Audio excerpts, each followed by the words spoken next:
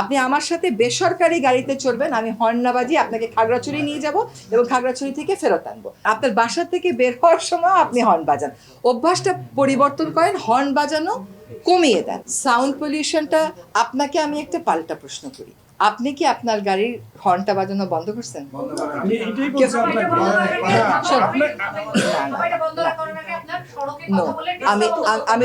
আমি দুইটা কথা বলি। সড়কের টেসলা, ওই যে আমি একটা এর আগেও একটা ব্যাখ্যা দিয়েছিলাম ইনকাম ট্যাক্সের। আমি তো জাকাত দেই, ইনকাম ট্যাক্স দেবো কেমনে? নানান যুক্তি। আমার তো বাচ্চা একটা বিদেশে পড়ে, সেই টাকার বিপরীতে আমাকে ইনকাম ট্যাক্সটা না নেন, এগুলো নানান যুক্তি। কিন্তু এন্ড অফ দ্য ডে আপনাকে ইনকাম ট্যাক্স দিতে হবে, এটা আপনি জানেন। অনেক কারণেই বাংলাদেশের মানুষ হর্ন বাজায়, কিন্তু সবচেয়ে বড় কারণে হর্ন বাজায় হচ্ছে এটা অভ্যাস। আপনি যদি এয়ারপোর্ট রোডের সামনে যান, তখন তো কোনো রিক্সা ঠেলা গাড়ি কেউ আপনার সামনে আসে না। আপনি যখন পার্লামেন্টের সামনে যান, তখনও তো টেসলা রিক্সা আসে না, তখন হর্ন বাজান কেন?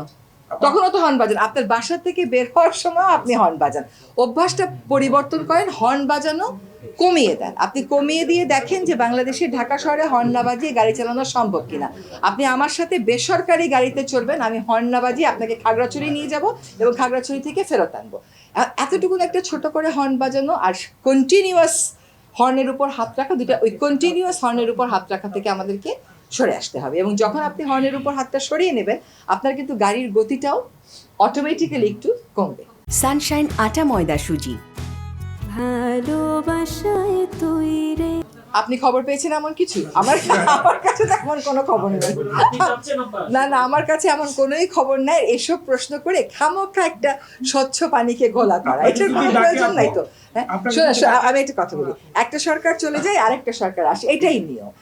এটা তো কোনো নিয়ম নেই যে একটা সরকার চলে গেলে ওই সরকারের কিছু মন্ত্রীকে পরের সরকারে নিতে হবে, এরকম তো কোনো নিয়ম নেই। যে এগুলো প্রশ্ন আসে কোথা থেকে, কেন আসে আমি বুঝি না।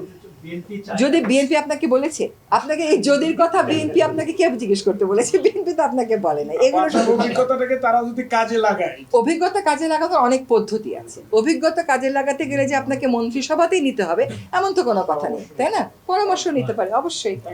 ঠিক আছে, হ্যাঁ।